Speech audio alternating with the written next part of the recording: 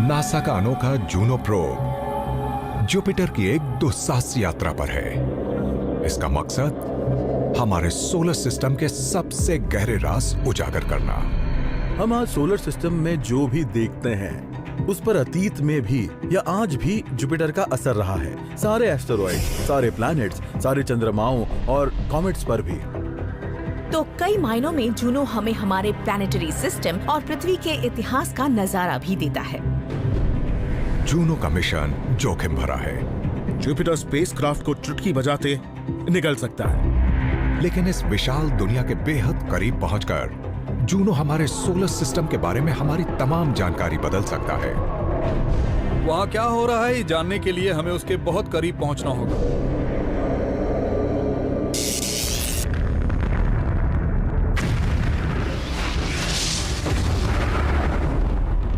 How the universe works.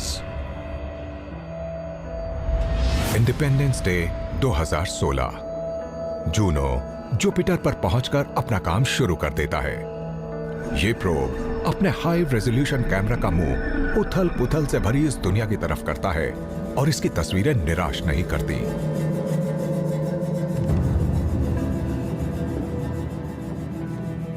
Juno द्वारा भेजी गई तस्वीरें बहुत ही खूबसूरत हैं।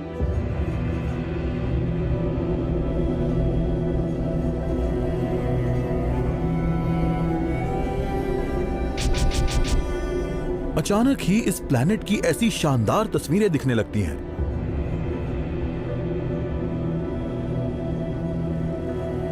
इन्हें देखकर कोई भी इंसान कहेगा, ओ माय गॉड, देखो तो कमाल है, ये तस्वीरें आ रही हैं जुपिटर से। ये जुपिटर के सबसे करीबी व्यूज हैं, 80 करोड़ किलोमीटर दूर मौजूद इस दुनिया की।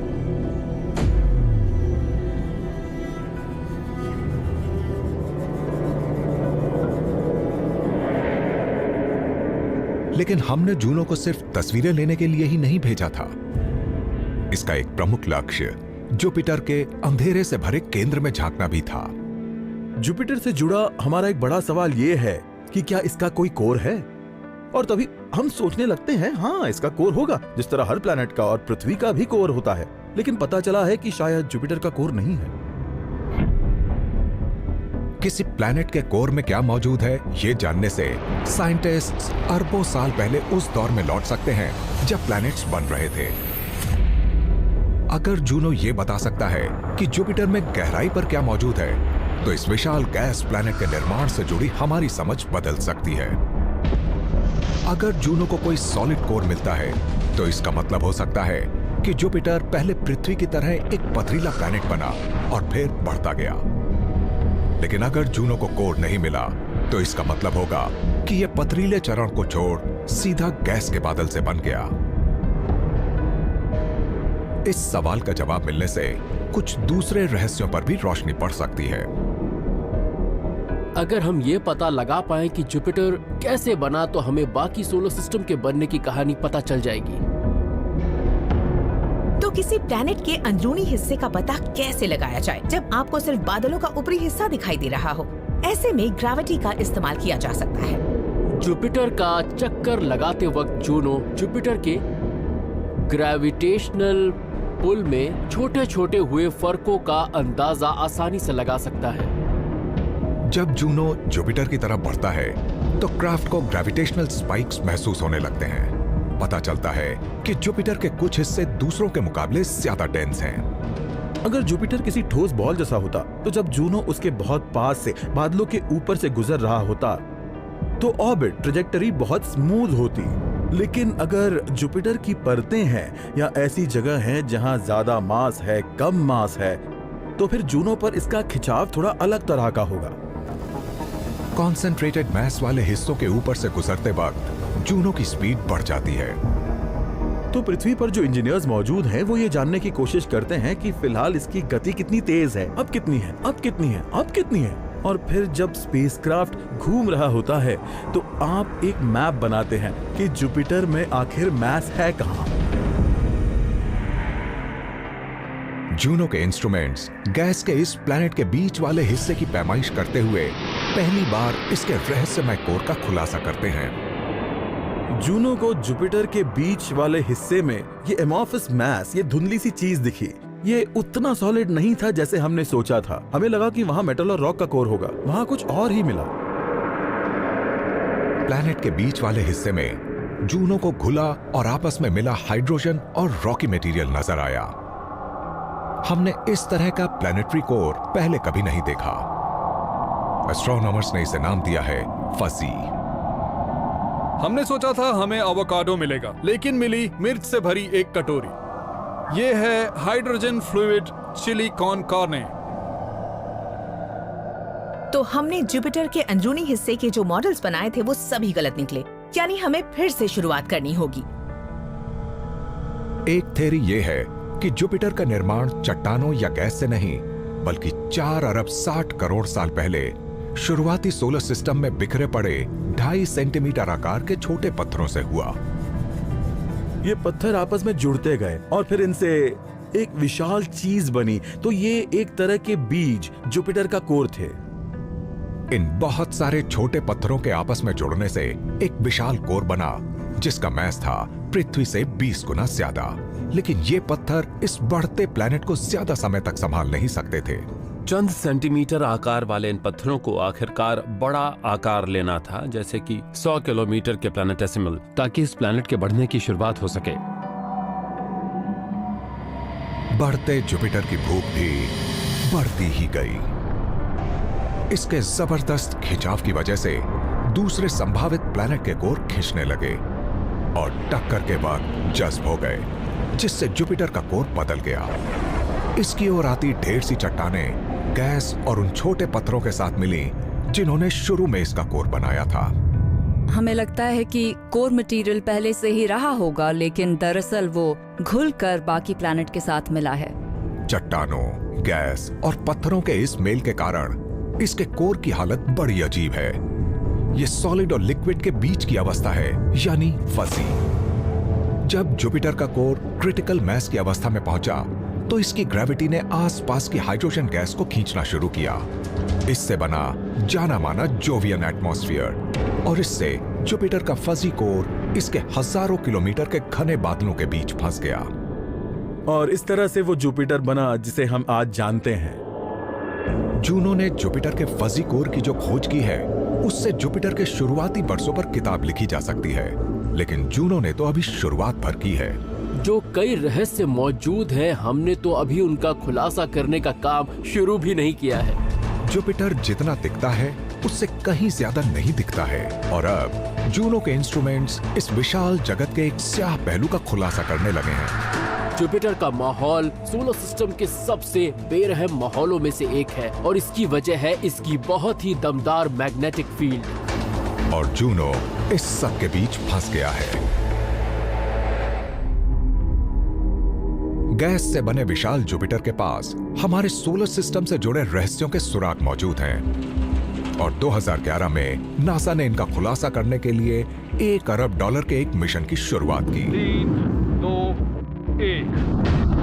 एटमॉस 5 रॉकेट जूनो को जुपिटर के सफर पर लेकर रवाना हो गया। अपने लक्ष्य तक पहुंचने के लिए जूनो को 5 साल तक का सफर करना होगा।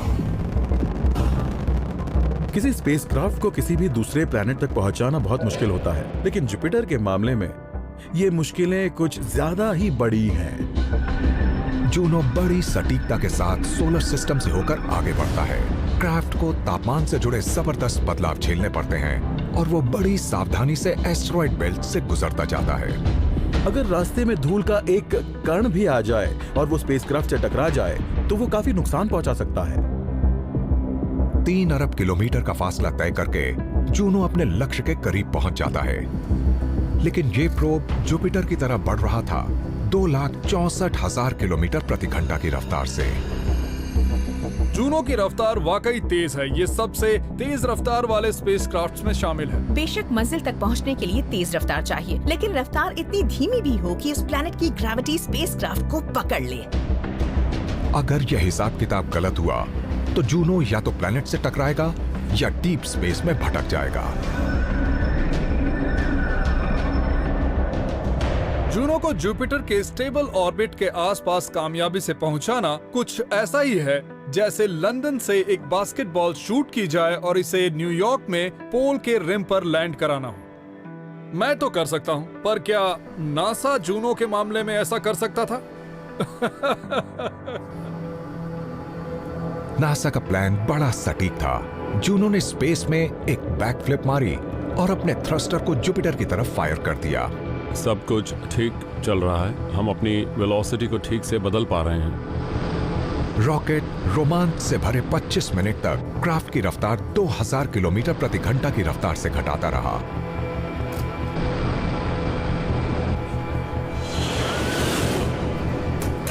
आखिरकार प्रोब जुपिटर के इर्द गिर्द वाली ऑर्बिट में पहुंच जाता है।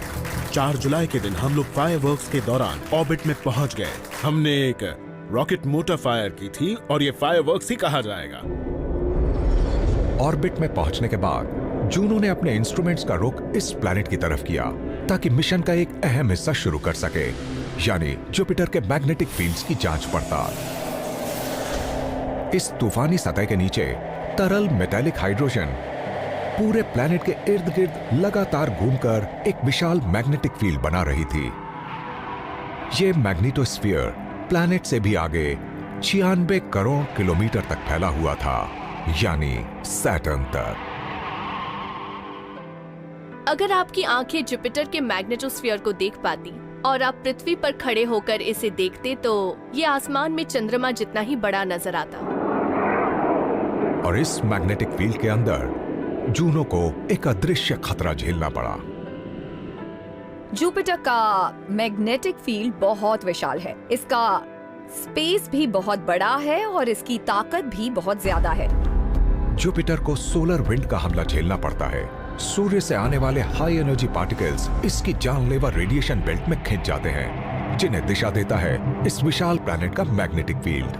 मैग्नेटिक फील्ड सूर्य से आने वाले चार्ज पार्टिकल्स को पकड़कर उन्हें सिस्टम के इर्द गिर्द घुमाने लगती है और जो भी चीज आसपास होती है, चाहे वो हमारा स्पेसक्राफ्ट ही क्यों ना हो, उस पर ये बरसने लगते हैं। प्लैनेट के करीब रेडिएशन का लेवल चेरनोबिल में हुए हादसे के दौरान उसके रिएक्टर कोर रूम से भी 30 गुना ज्यादा होता है। ये है रेडिएशन, ये है बहुत खतरनाक। ये पार्टिकल्स आपसे टकराएंगे, ये आपके डीएनए को, आपके सेल स्ट्रक्चर्स को फाड़ कर रख देंगे और आप मर जाएंगे। ये जबरदस्त रेडिएशन स्पेसक्राफ्ट के लिए भी बहुत खतरनाक है। चार्ज्ड पार्टिकल्स इलेक्ट्रॉनिक और नेविगेशनल सिस्टम्स को बर्बाद कर सकते हैं, लेकिन जूनो के पास बचाव है। ये जुपिटर का चक्कर लगाने वाली कोई नाजुक और खूबसूरत सी चीज नहीं है।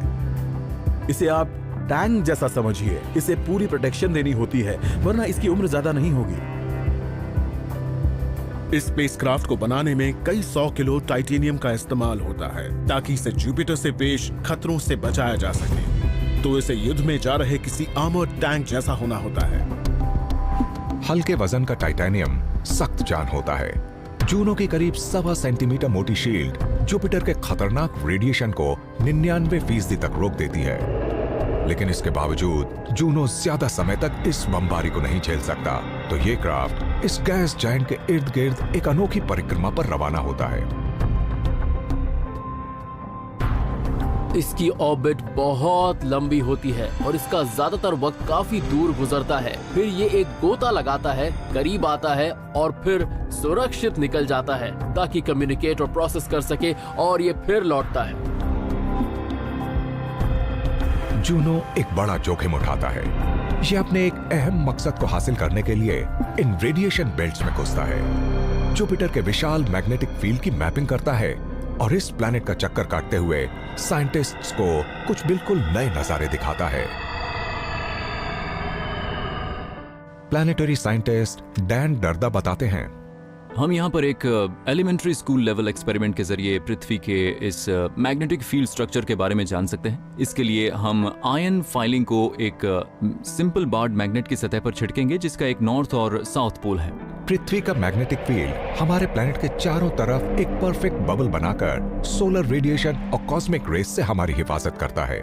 देखिए, मैं इस आयन फाइलिंग को छिड़क रहा हूँ और मैं देख पा रहा हूँ कि बिल्कुल हमारे प्लेनेट की तरह ही यहाँ भी नॉर्थ और साउथ मैग्नेटिक फील्ड्स लाइन बनती जा रही हैं। पृथ्वी का मैग्नेटिक फील्ड इस मामले में काफी शरीफ कहा जाएगा। इसे हम कहेंगे डाइपोल फील्ड। इसका एक स्पष्ट नॉर्थ मैग्नेटिक पोल और साउथ मैग्नेटिक पोल है। हमारी खुशकिस्मती है कि पृथ्वी का मैग्नेटिक फील्ड काफी स्थिर है, लेकिन जूनो से मिले नए नतीजे दिखाते हैं कि शायद जुपिटर इतना खुशकिस्मत ना हो। जुपिटर की मैग्नेटिक फील्ड इससे कहीं ज्यादा पेचीदा है। जुपिटर इन नियमों के मुताबिक नहीं चलता और इसकी मैग्नेटिक फील्ड जो चाहेगी वो वही करेगी। और इस मैग्नेटिक फील्ड का जनरेशन इतना पेचीदा है, इतना टेढ़ा मेढ़ा है और इतना वाइल्ड है कि इस मैग्नेटिक फील्ड का शेप सच में बहुत अजीब होगा, जिन्हें अभी हमने सिर्फ समझना शुरू किया है। अगर हम पृथ्वी को देखें तो हमारा मैग्नेटिक फील्ड काफी सीधा साधा है। ये किसी विशाल बार मैग्नेट जैसा है जिसके नॉर्थ और साउथ मैग्नेटिक पोल है। जुपिटर के भी ऐसे पोल हैं। इसे कहा जाता है एक डायपोलर फील्ड, लेकिन इसके 2 नहीं बल्कि 3 पोल होते हैं। जूनो का मैग्नेटिक फील्ड मैप एक नॉर्थ और साउथ पोल दिखाता है और जुपिटर के इक्वेटर पर एक अजीब सी मैग्नेटिक उथल पुथल भी। लगता है जैसे जुपिटर का एक तीसरा बाजू उगाया हो, और ये बात सच में बहुत रहस्यमय है। मैग्नेटिक फील्ड मैप्स में नॉर्थ पोल लाल दिखता है और साउथ पोल नीला। तो साइंटिस्ट ने इस दूसरे साउथ पोल को नाम दिया ग्रेट ब्लू स्पॉट। हर कोई ग्रेट रेड स्पॉट के बारे में तो जानता है, लेकिन जुपिटर पर अब एक ग्रेट ब्लू स्पॉट भी है। ये मैग्नेटिक डिस्टरबेंस जुपिटर के उथल पुथल भरे भीतरी हिस्से को दिखाती है। मैग्नेटिक फील्ड में तेज रफ्तार वाली हवाएं चलती रहती हैं। ये फील्ड को टुकड़े टुकड़े कर देती हैं, एक जगह नहीं रहती। ये कोई तूफान जैसी चीज नहीं होती, हाँ, लेकिन इसे मैग्नेटिक स्टॉर्म कहा जा सकता है। जुपिटर के अंदर मौजूद उथल पुथल शायद मैग्नेटिक फील्ड को ऐंठ रही हो, जिससे ग्रेट ब्लू स्पॉट और खतरनाक रेडिएशन बेल्ट्स ड्राइव हो रही हो, जिनसे होकर जूनो को गुजरना है। पृथ्वी से विपरीत जुपिटर का ज्यादा हिस्सा ठोस नहीं है, तो इसके बादल और इसकी गैसेस थोड़ी अलग रफ्तार पर मूव कर रही है, और इसकी वजह से जो मैग्नेटिक फील्ड बनता है उसमें लगातार बड़े बदलाव आ रहे हैं। जुपिटर पर जिस तरह का वेरिएबल मैग्नेटिक फील्ड है, उसे पाने के लिए पूरी पृथ्वी को पिघलना होगा, और हम ये नहीं चाहेंगे। जुपिटर की हर परिक्रमा के दौरान जूनो इस विशाल प्लेनेट के और ज्यादा रहस्य उजागर करता जाता है, लेकिन जुपिटर के सबसे गहरे राज शायद हमारी शुरुआत पर भी रोशनी डाल सकते हैं। अगर हम पृथ्वी को और सोलर सिस्टम में अपनी जगह को समझना चाहते हैं, तो इस सिलसिले में जूनो ने जुपिटर पर ऐसे बहुत से रहस्यों को मौजूद पाया है। जूनो स्पेसक्राफ्ट जुपिटर के रहस्यों का खुलासा कर रहा है, चाहे ये इस पर मंडराते बादल हों या फिर अंधेरे वाला इसका केंद्र। लेकिन जूनो की खोजें इस गैस जायंट तक ही सिमटी नहीं हैं। ये तो हमारे प्लेनेट से जुड़े रहस्यों का राज भी खोल सकती हैं। जुपिटर सोलर सिस्टम के निर्माण से जुड़ी एक अहम चीज है, यानी पृथ्वी कैसे बनी, इसे समझने के मामले में बहुत इम्पोर्टेंट। जूनो हमें हमारे प्लानिटरी सिस्टम, यहाँ तक कि पृथ्वी के इतिहास के बारे में भी जानकारियाँ दे रहा है। 4 अरब 60 करोड़ साल पहले हाइड्रोजन गैस और कॉस्मिक डस्ट के एक विशाल बादल के खत्म होने से न्यूक्लियर फ्यूजन शुरू हुआ। इस उथल पुथल के कारण एक तारा, 4 पथरीले जगत और गैस वाले 4 जायंट्स का जन्म हुआ, जिनसे बना हमारा सोलर सिस्टम। सोलर सिस्टम के अलग अलग हिस्से होते हैं। अंदरूनी हिस्से में होते हैं रॉकी और मेटालिक, और बाहर वाले हिस्सों में गैस और पानी से भरपूर। इस बारे में ज्यादा सोचे बिना भी हम इस बात को समझ सकते हैं, क्योंकि सूर्य के नजदीक गर्मी होती है और उससे दूर जाते ही ठंड होने लगती है। लेकिन पृथ्वी इस नियम को तोड़ती है।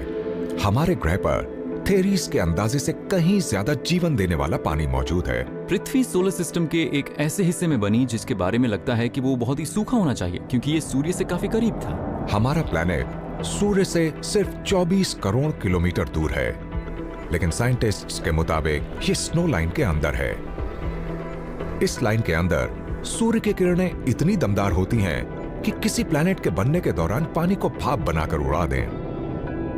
स्नो लाइन के अंदर टेम्परेचर काफी ज्यादा होता है और पास मौजूद सूर्य से काफी एनर्जी आ रही होती है। जगह सूर्य से ज्यादा करीब होगी तो वो गैसेस और आइस रिच मटेरियल्स खत्म हो जाएंगे, क्योंकि सूर्य की गर्मी उन्हें भाप बनाकर उड़ा देगी। ऐसे में पानी वाली हमारी ये दुनिया स्पेस में कोई सूखी चट्टान होनी चाहिए थी। पृथ्वी पर पानी कैसे पहुंचा ये समझना बहुत जरूरी है, क्योंकि शुरुआत में ये नहीं होना चाहिए था। लेकिन जुपिटर के पास इस रहस्य का जवाब हो सकता है। पृथ्वी पर मौजूद पानी की पहेली सुलझाने के लिए जूनो ये जानना चाहता है कि जुपिटर का जन्म कहाँ हुआ। जुपिटर कैसे, कहाँ और कब बना, ये समझना बहुत जरूरी है, क्योंकि ये सोलर सिस्टम की पूरी विकास प्रक्रिया पर अपना दबदबा रखता आया है। ये अब तक का सबसे बड़ा प्लैनेट है। ये ऐसी सबसे बड़ी चीज है जो हर चीज को घुमा रही है। शुरुआती सोलर सिस्टम में मौजूद पानी जुपिटर की जबरदस्त ग्रेविटी की वजह से शायद जगह बदलता रहा होगा। तो अगर जूनो जुपिटर की हिस्ट्री को जान सके तो उससे पता चलेगा कि H2O हमें वहां क्यों मिलता है जहां इसकी बिल्कुल उम्मीद नहीं। हम ये जानते हैं कि प्लैनेट्स बनने के दौरान और बन जाने के बाद भी सूर्य के करीब और उससे दूर जा सकते हैं। तो हम ये कैसे पता लगाएं कि जुपिटर कहाँ बना? इसके लिए जानना होगा कि जुपिटर के अंदर कितना पानी मौजूद है। अगर हम ये समझ सकें कि जुपिटर ने पानी के साथ अपना रिश्ता कैसे बनाया, तो हम ये समझ पाएंगे कि ये पानी पृथ्वी समेत पूरे सोलर सिस्टम में आखिर पहुंचा कैसे। अगर जूनो जुपिटर पर मौजूद पानी की मात्रा को नाप सके तो इससे 20 साल पुराना एक रहस्य सुलझ जाएगा। दिसंबर 1995 नासा का गैलीलियो प्रोब जुपिटर के एटमॉस्फेयर में एक जानलेवा गोता लगाता है। प्लैनेट्स के बारे में हम दो तरीके से जांच पड़ताल कर सकते हैं। एक ये कि प्लैनेट का चक्कर लगाएं और हर तरफ से उस पर नजर डालें, और दूसरा तरीका है प्रोब को वहां तक ले जाएं ताकि वो ये देख सके कि प्लैनेट के अंदर आखिर हो क्या रहा है। गैलीलियो प्रोब को गैलीलियो स्पेसक्राफ्ट के साथ अटैच किया गया था, जो 1995 में जुपिटर पर गया। जुपिटर पर पहुंचने के बाद ये फौरन अलग हो गया और उसके एटमॉस्फेयर में दाखिल हो गया। इसे एटमॉस्फेयर में जाकर बादलों की अलग अलग परत को नापने और उसकी बनावट का पता लगाने के लिए ही डिजाइन किया गया था। प्रोब ने जुपिटर के बादलों की तरफ जानलेवा गोता लगाना शुरू कर दिया। सघन एटमॉस्फेयर से पैदा फ्रिक्शन के कारण स्पेसक्राफ्ट के पैनल उखड़ गए और पैराशूट जल गया। जुपिटर में 155 किलोमीटर की गहराई पर पहुंचने के बाद पूरा प्रोब भाप बनकर उड़ गया, लेकिन उससे पहले इसने अपने इंस्ट्रूमेंट से एटमॉस्फेयर के सैंपल ले लिए। इस दौरान ये अपने आसपास के एटमॉस्फेयर को नाप पाया और पानी का भी पता लगाने की कोशिश की, पर पानी मिला नहीं। और ये अजीब है, वहाँ सब कुछ एकदम सूखा था। तो आखिर जुपिटर का एटमॉस्फेयर इतना ड्राई क्यों था? अगर गैलीलियो प्रोब से मिले नतीजे सही हैं, तो 4 अरब 60 करोड़ साल पहले जुपिटर सूर्य के करीब बना होगा। लेकिन ये पूरी कहानी नहीं है। 20 साल बाद नासा ने एक दूसरी राय लेने के लिए जूनो को भेजा। जूनो एक ऑर्बिटर है, तो इसमें बहुत सारे इंस्ट्रूमेंट्स और डिटेक्टर्स हैं ताकि वो जुपिटर की खोजबीन करें और जाने कि आखिर वहां क्या हो रहा है। जूनो को पानी का पता लगाने के लिए अपनी जिंदगी खतरे में डालने की जरूरत नहीं है। ये क्राफ्ट एक माइक्रोवेव रेडियोमीटर के जरिए जुपिटर के घने बादलों से झांकता है ताकि सुरक्षित दूरी से H2O का पता लगा सके। इन माइक्रोवेव्स के जरिए जूनो जुपिटर के पानी का एक ग्लोबल मैप बनाता है। जूनो ने यह पता लगाया कि जुपिटर पर बहुत सा पानी है। बस इत्तेफाक से गैलीलियो को एक सूखी जगह नजर आई, लेकिन अगर वो जुपिटर पर कहीं और पहुंचता तो उसे खूब पानी नजर आता। जूनो की खोजों से शायद साइंटिस्ट्स को यह समझने के सिलसिले में सुराग मिल सके कि जुपिटर का निर्माण हुआ कहां था। अब ऐसा लगता है कि जुपिटर का निर्माण इस मौजूदा जगह पर तो नहीं हुआ है, ये बात तय है। सबसे लीडिंग थ्योरी ये है कि जुपिटर का निर्माण स्नो लाइन से जरा ही बाहर हुआ। ये सूखे अंदरूनी सोलर सिस्टम और गीले बाहरी सोलर सिस्टम के बीच की सीमा है। लेकिन हमें पता चला कि जहां वो ओरिजिनल स्नो लाइन होनी चाहिए थी, वहां से जुपिटर सूर्य से दुगनी दूरी पर है। तो इससे हमें एक दिलचस्प बात पता चल रही है। शायद जुपिटर अपनी मूल जगह से दूर चला गया हो, जिससे जबरदस्त उथल पुथल हुई। जुपिटर के गतिमान होने से कई चीजें टकराईं और सोलर सिस्टम से बाहर हो गईं। इसने अपने रास्ते में आने वाली हर चीज को बिखेर दिया होगा। ये प्लैनेट आकार में सबसे बड़ा है, इसका रास्ता कौन रोक सकता है? बाहरी सोलर सिस्टम की तरफ बढ़ते हुए जुपिटर ने आइस रेज एस्टेरॉइड्स और कॉमेट्स को सूर्य और पृथ्वी की तरफ बड़े जोर से उछाला होगा। जुपिटर ने तो जैसे एक तरह से बर्फ को अंदरूनी सोलर सिस्टम की तरफ धकेल दिया होगा, ये पानी से भरपूर प्लैनेटेसिमल्स की तरह लहर रही होगी और इसी से पृथ्वी के महासागर बने होंगे। जूनो ने ये जवाब पाने में मदद की है कि सूर्य के इतने नजदीक होने के बावजूद हमारी पृथ्वी रहने लायक क्यों है। यानी जूनो को इस प्लैनेट पर करीब से नजर डालने के लिए उसे इतनी दूर भेजना कामयाब रहा। जूनो जुपिटर के रहस्यों का और इसके मशहूर फीचर्स का खुलासा जारी रखे हुए है। जुपिटर के बारे में ग्रेट रेड स्पॉट से ज्यादा खास बात और कुछ नहीं है। और जूनो ने यह भी बताया कि 300 साल पुराना ये साइक्लोन जल्दी ही गायब हो सकता है। हमारे सोलर सिस्टम में कुछ बहुत ही अनोखे कुदरती चमत्कार हैं, जैसे एनसेलेडस के आइस गाइजर्स, सैटर्न के विशाल रिंग्स, मार्स के विशाल ज्वालामुखी, ओलंपस मून्स। लेकिन जुलाई 2017 में नासा के जूनो प्रोब ने जुपिटर की सतह को स्कैन किया और एक सबसे मशहूर कुदरती करिश्मे की तस्वीरें ली। ये हरिकेन जैसा एक भयंकर तूफान था जो सैकड़ों सालों से चल रहा है। अगर आप जुपिटर के बारे में सोचें तो उसके एटमॉस्फेयर की सबसे दिलकश और सबसे खास पहचान है ग्रेट रेड स्पॉट। हमारे पूरे सोलर सिस्टम में जुपिटर के रेड स्पॉट जैसी कोई चीज नहीं। ग्रेट रेड स्पॉट के ऊपर से गुजरते जूनो ने नीचे एक तूफान देखा जिसकी चौड़ाई 16,000 किलोमीटर से भी ज्यादा थी। ये सबसे जबरदस्त तूफान है। इसमें हवाएं 640 किलोमीटर प्रति घंटे की रफ्तार से चलती हैं। पृथ्वी के सबसे दमदार कैटेगरी 5 हरिकेन्स की ताकत जुपिटर के तूफान से आधे से भी कम होती है। ग्रेट रेड स्पॉट जैसे जबरदस्त तूफान से बड़े तूफान की कल्पना भी नहीं की जा सकती। लेकिन कहानी इतनी ही नहीं है। जूनो के माइक्रोवेव रेडियोमीटर के जरिए साइंटिस्ट पहली बार जुपिटर के बादलों की परत के आर पार देख पाए। जूनो में लगे उपकरण इसके नीचे देख सकते थे, तो हमने ये जानने की कोशिश की कि इसकी जड़ें कितनी गहरी हैं। जूनो ने इस विशाल तूफान के केंद्र में झांक कर देखा।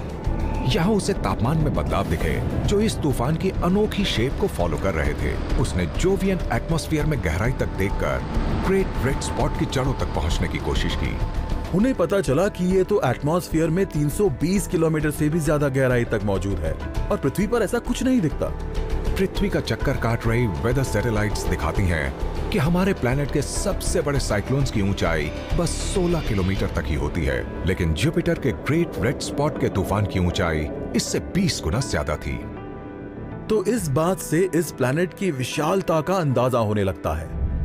इस तूफान की जबरदस्त गहराई मुमकिन हो पाई जुपिटर के विशाल छिपे हुए एटमॉस्फेयर के जरिए। ये घूमता हुआ अनंत सा लगने वाला मैस बना था हाइड्रोजन और हीलियम से।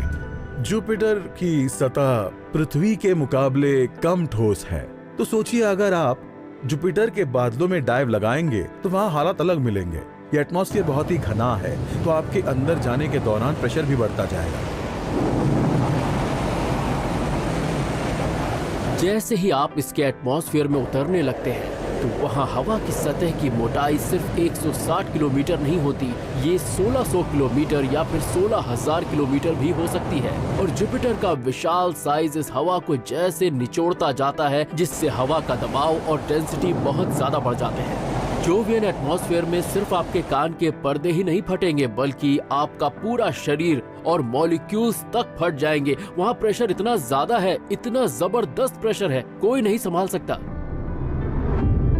जुपिटर के विशाल और उथल पुथल भरे एटमॉस्फेयर में इतने गहरे तूफान होते हैं कि इंसान ने देखे ही नहीं होंगे।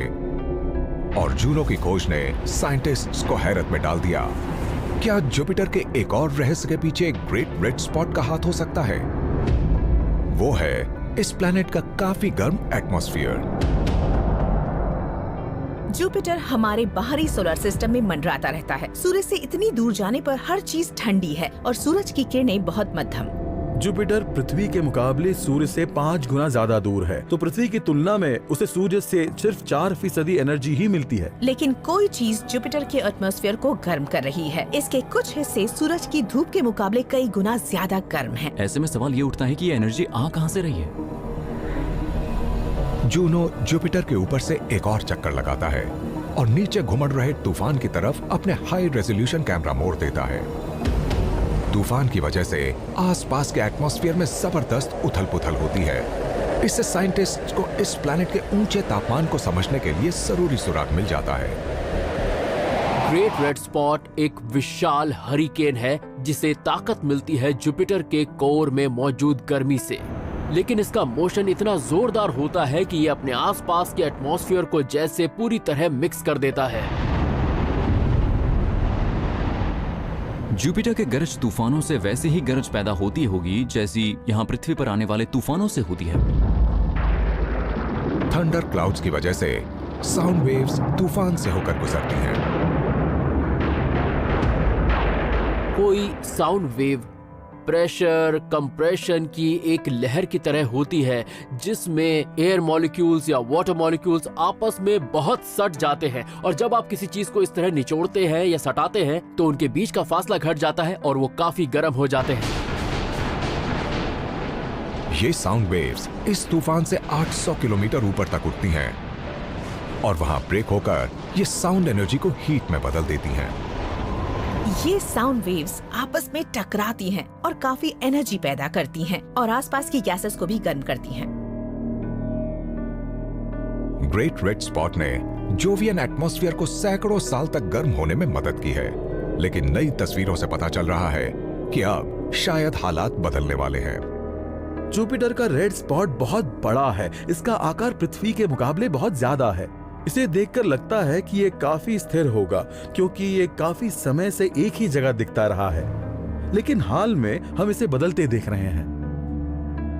जब नासा का वॉयेजर स्पेस प्रोब 1979 में जुपिटर पर गया था तो उसने पृथ्वी के डायमीटर से दुगने आकार वाले एक तूफान को देखा था। जूनो की तस्वीरें दिखाती हैं कि ग्रेट रेड स्पॉट अब अपनी चौड़ाई 1/3 गंवा चुका है। लेकिन कहानी इतनी ही नहीं है। तूफान का साइज बेशक सिकुड़ रहा है, लेकिन इसका कद बढ़ रहा है। ग्रेट रेड स्पॉट खींचकर जुपिटर के ऊपरी एटमॉस्फेयर की तरफ जा रहा है।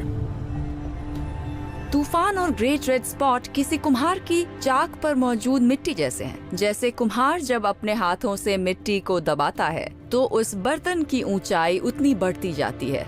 जब ये बेस की तरफ से छोटा होता है तो ऊपरी एटमॉस्फेयर की तरफ इसकी ऊंचाई बढ़ती है।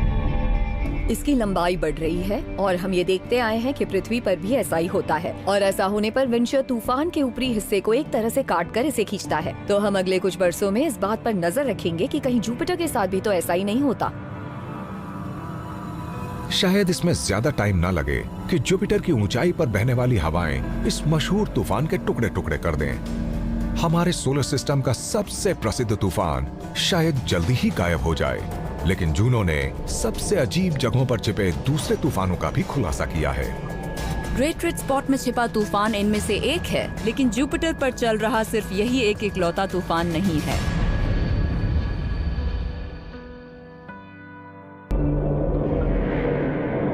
नासा का Juno probe gas giant Jupiter के रहस्यों का खुलासा करने के लिए सोलर सिस्टम में अरबों किलोमीटर का सफर तय कर चुका है, लेकिन जुपिटर का एक हिस्सा है जो अब भी छिपा हुआ है। जूनो से पहले हमें जुपिटर के सीमित नजारे ही दिखते थे। इसके पोल्स के ऊपर से तो हम कभी उड़ान न भर पाते। जुपिटर पर ऐसा करना मुश्किल है और कोई मिशन अब तक ये काम नहीं कर पाया है। अगस्त 2016 में जूनो अपने फ्लाइट प्लान को फॉलो करते हुए एक अनजान इलाके में गया ताकि पहली बार जुपिटर के रहस्यमय पोलर इलाकों का खुलासा कर सके। जब पहली बार हमने पोल पर नजर डाली तो ये इलाका हमारे जाने पहचाने जुपिटर से बिल्कुल मेल नहीं खाता था। अगर कोई और हमें इसे दिखाता तो हम पहचान ही नहीं पाते कि ये जुपिटर है। जूनो के कैमरा ने एक ऐसा अजीबोगरीब नीला विस्तार दिखाया जिसने साइंटिस्ट्स को हैरान कर दिया। ये नीला रंग बादलों में सूरज की रोशनी के अभाव के कारण हुए केमिकल बदलावों की वजह से हो सकता है, लेकिन इन नीले बादलों के अंदर जूनो को जो दिखा वो और भी अजीब था। विशाल सेंट्रल साइक्लोन्स 320 किलोमीटर प्रति घंटा की रफ्तार से हर पोल के इर्द गिर्द घूम रहे थे, और ये साइक्लोन उत्तर में 8 और दक्षिण में 5 स्टॉर्मी वॉर्टिसेस से घिरे हुए थे। ये अजीब साइक्लोन, विशाल स्वर्ल्स और गैस के वोर्टिसेस जुपिटर के पोल्स के इर्द गिर्द चक्कर लगा रहे थे और कई सारे पैटर्न्स भी बना रहे थे। यहाँ स्केल का अंदाजा लगाना मुश्किल है। पोल के पास ही मौजूद नॉर्थ पोलर सेंट्रल साइक्लोन की चौड़ाई 4000 किलोमीटर है और इसका आकार कॉन्टिनेंटल अमेरिका जैसा है। आखिर वहां हो क्या रहा है? पृथ्वी पर तो ऐसा कुछ भी नजर नहीं आता है। पृथ्वी पर हमारा मौसम चलता है सूर्य की गर्मी के इशारे पर। यह गर्मी हमारे ग्रह के इक्वेटर से टकराकर पूरी सतह पर फैल जाती है। जबरदस्त साइक्लोन बनते हैं ट्रॉपिकल जलराशियों पर और ये घूमते हैं पूरे ग्रह पर। लेकिन पोलर इलाकों को सूर्य की कम एनर्जी मिलती है, तो पोल्स पर साइक्लोन नहीं बन सकते। पृथ्वी पर इक्वेटर वाले हिस्से ज्यादा गर्म हैं, वहाँ ज्यादा तूफान आते हैं, लेकिन पोल्स पर सूर्य की धूप कम पड़ती है, तो वहाँ ये सब नहीं होता। लेकिन जुपिटर का मौसम तो एकदम ही अलग है। हमें जुपिटर के पोल्स पर लाइटनिंग और कन्वेक्टिव थंडरस्टॉर्म्स नजर आते हैं, लेकिन इक्वेटर पर नहीं, यानी पृथ्वी पर माहौल एकदम विपरीत दिखता है। अब सवाल ये है कि जुपिटर के तूफान चल कैसे रहे हैं? जुपिटर पृथ्वी के मुकाबले सूर्य से 5 गुना ज्यादा दूर है और इससे सूर्य की बहुत कम ऊर्जा मिलती है। पृथ्वी के उलट जुपिटर के पोलर इलाकों में काफी एक्शन नजर आता है। कोई चीज इस प्लैनेट के अजीब मौसम को चला रही है और जूनो ने इस विशाल प्लैनेट के थर्मल एमिशंस के जो स्कैन किए, उनसे पता चलता है कि यह खुद जुपिटर ही हो सकता है। हम जुपिटर की अंदरूनी गर्मी को बाहर निकलते देख सकते हैं, तो जुपिटर के वो हिस्से चमकदार लगेंगे जहां हमें ये हीट दिखती है। जूनो ने जुपिटर के क्लाउड बैंड्स के नीचे जबरदस्त गर्मी का पता लगाया। जुपिटर के पास इतना मटेरियल, इतना मास, इतनी ग्रेविटी है कि इसका अंदरूनी हिस्सा बहुत ही डेंस और बहुत ज्यादा गर्म है। कोर वाले हिस्से में शायद इसका तापमान सूर्य की सतह के तापमान से भी कई हजार डिग्री ज्यादा है। जुपिटर के बीच वाले स्याह हिस्से में मौजूद ये गर्मी अरबों साल पहले हुए इसके जन्म की एक निशानी है। जिन जबरदस्त टक्करों से ये प्लैनेट बना था, उनके कारण इसका कोर बहुत गर्म हो गया और ये आज भी हजारों किलोमीटर मोटी इंसुलेटिंग गैस की परत के नीचे दबा हुआ है। गर्मी धीरे धीरे बाहर की तरफ निकलती है तो जुपिटर के तेजी से घूमते एटमॉस्फेयर से पैदा होते हैं खतरनाक साइक्लोन और गरजते तूफान। यही चीज वहां के ज्यादातर मौसम को चला रही है। इसे सूर्य नहीं बल्कि खुद जुपिटर ड्राइव करता है। लेकिन जुपिटर के पोलर स्टॉर्म्स के पीछे अब भी एक राज मौजूद है। जब जुपिटर एक और चक्कर लगा रहा था तो इसे वही तूफान अब भी सक्रिय नजर आया। जुपिटर के पोल्स पर आने वाले तूफानों से जुड़ी एक दिलचस्प बात यह है कि वहां पर वोर्टिसेस दिखाई देते हैं जो कि काफी नियमित हैं और बार बार नजर आते हैं।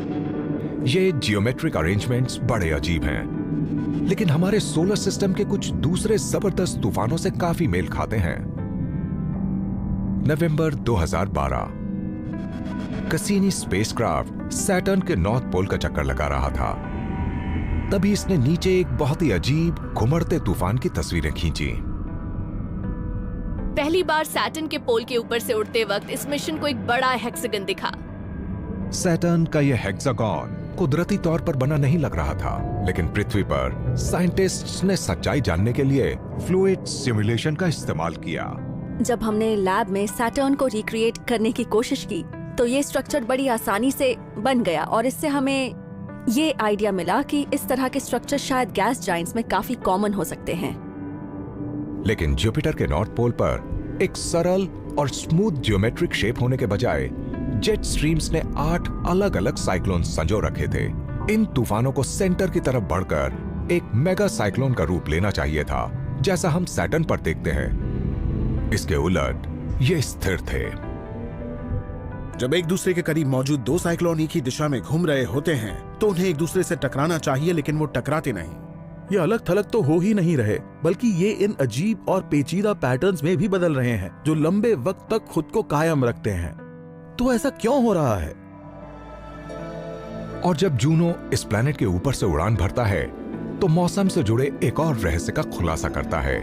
क्राफ्ट को पता चलता है रेडियो वेव्स का, जो 1 सेकंड में 4 बार तक स्पाइक कर रही हैं। यानी ये निशानी है जबरदस्त लाइटनिंग स्ट्राइक्स की। बादल एटमॉस्फेयर में चक्कर लगाने के दौरान इलेक्ट्रिक चार्ज बनाते हैं और इससे आसमानी बिजली बनती है। हमने जूनो स्पेसक्राफ्ट के मामले में ऐसा देखा है। ये मेगास्टॉर्म्स हैं। पृथ्वी पर तो इतने बड़े तूफान नजर ही नहीं आते। और जूनो को पता चला कि गरज वाले तूफानों में सिर्फ बिजली की चमक ही नहीं होती है, वहां पानी और अमोनिया के विशाल बर्फीले ओले भी होते हैं। और इस केमिकल से जुपिटर के बादलों को मिलता है उसका केसरिया रंग। जुपिटर के एटमॉस्फेयर में ऊंचाई पर अमोनिया मिलता है पानी से और एक लिक्विड बॉल बन जाता है जो अपने इर्द गिर्द बर्फ इकट्ठा करने लगता है और फिर ये जुपिटर के एटमॉस्फेयर में ओलों की तरह बरसता है। पृथ्वी पर ये ओले जमीन पर गिरते हैं, लेकिन जुपिटर पर तो जमीन है ही नहीं। ये एक अपड्राफ्ट की वजह से एटमॉस्फेयर में उठती है, फिर ज्यादा बर्फ चिपकने के कारण इसका आकार बढ़ता है, फिर ये नीचे गिरती है और फिर ऊपर उठती है और इस तरह ओले की कई परतें बन जाती हैं। इन बर्फीली बॉल्स की सतह एटमॉस्फेयर में ऊपर नीचे होते होते और बढ़ती जाती है। अगर ये पृथ्वी पर मौजूद तूफानों में बनती तो बहुत गंभीर नुकसान पहुंचाती।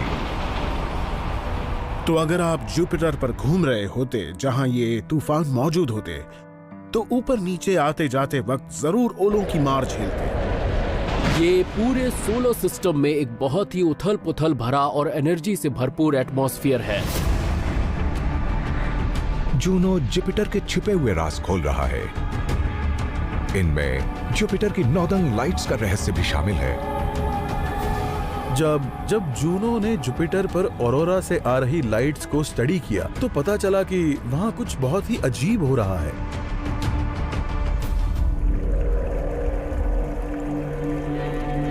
पृथ्वी पर चमकीली ऑरोरास लाइट आसमान को रोशन करती रहती हैं। जब सूर्य से आने वाले चार्ज्ड पार्टिकल्स एटमॉस्फेयर में एटम्स के साथ इंटरैक्ट करते हैं। बाहरी सोलर सिस्टम में जुपिटर सूर्य से इतना दूर होता है कि वहां ऐसी स्ट्रॉन्ग ऑरोरास नहीं बन सकती।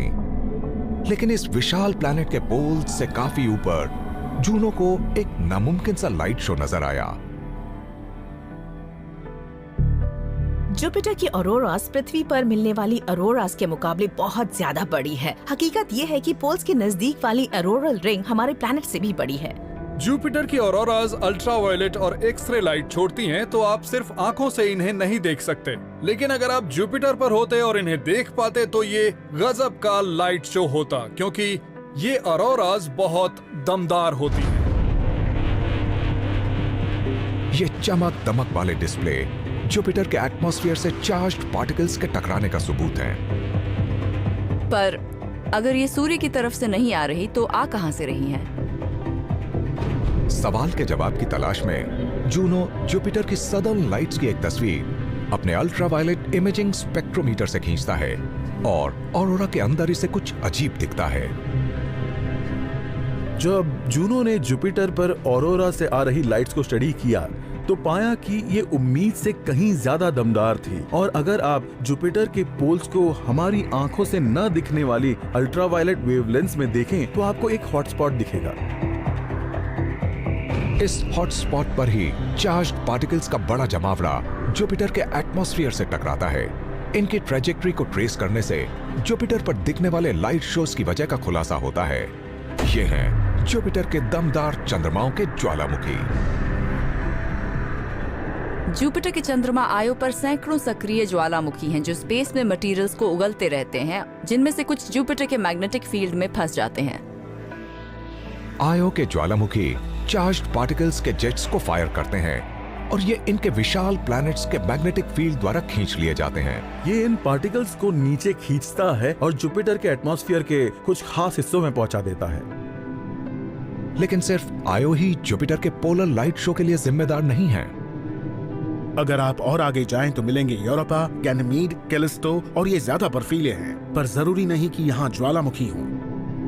ये बर्फीले चंद्रमा जुपिटर के मैग्नेटिक फील्ड को ऐंठते हैं। कुछ चंद्रमाओं के अपने मैग्नेटिक फील्ड्स होते हैं जो जुपिटर के मैग्नेटिक फील्ड के साथ इंटरैक्ट करते हैं और उससे जुपिटर का ऑरोरा डिस्प्ले और जबरदस्त हो जाता है। जुपिटर के चंद्रमा सोलर सिस्टम की सबसे कमाल की नॉर्दर्न लाइट्स को ताकत देने के लिए मिलकर काम करते हैं, लेकिन इन खूबसूरत डिस्प्लेज में जूनो के लिए खतरे भी मौजूद हैं। जब आप इन ऑरोरा के पिक्चर्स देखते हैं तो सोचते हैं ये तो बहुत खूबसूरत है, सामने से देखने पर और मजा आएगा, लेकिन जवाब है जी नहीं, मजा नहीं आएगा, जान चली जाएगी। दरअसल सब एटॉमिक पार्टिकल्स की रफ्तार मैग्नेटिक फील्ड्स की मदद से जब बहुत ज्यादा तेज हो जाती है तब ये डिस्प्लेस दिखाई देती हैं। जुपिटर के इर्द गिर्द मौजूद रेडिएशन जानलेवा होता है। जूनो का जीवन काल बहुत छोटा होता है क्योंकि इसे बहुत ही मुश्किल हालात झेलने पड़ते हैं। हमें लगता है कि भविष्य में इसके कई इंस्ट्रूमेंट्स इतने रेडिएट हो जाएंगे कि काम ही नहीं कर पाएंगे। जब जूनो का टाइटेनियम कवच नाकाम हो जाएगा तो जुपिटर का जानलेवा रेडिएशन इसे काम करने लायक ही नहीं छोड़ेगा। तो टीम की योजना यह है कि जूनो को जुपिटर के एटमॉस्फेयर में जानबूझकर ले जाएं, जहां उसके टुकड़े टुकड़े हो जाएंगे। देर सवेर ये जुपिटर की गहराइयों की तरफ खींचेगा और फिर इस प्लैनेट का ही एक हिस्सा बन जाएगा। लेकिन उससे पहले जूनो को अभी और कई रहस्य खोलने हैं। हम कुछ सवालों के जवाब ढूंढेंगे और कुछ नए सवाल पैदा होंगे। साथ ही हमें कुछ कमाल की तस्वीरें भी मिलेंगी। इससे जुड़ी हर चीज एक सरप्राइज साबित हुई है। जूनो ने हमें कई नई चीजों के बारे में बताया है। अगर इसे न भेजा जाता तो ये पता न चलता। तो हमें जुपिटर से जुड़े कुछ और हैरत अंगेज सरप्राइजेस कम से कम 1 साल तक और मिलेंगे। हम जो सीख रहे हैं, जो राज खोल पा रहे हैं, वो सिर्फ जुपिटर से ही नहीं बल्कि सोलर सिस्टम के बनने से भी जुड़े हैं और पृथ्वी पर जीवन के संभावित फॉर्मेशन से भी। ये सब कमाल है।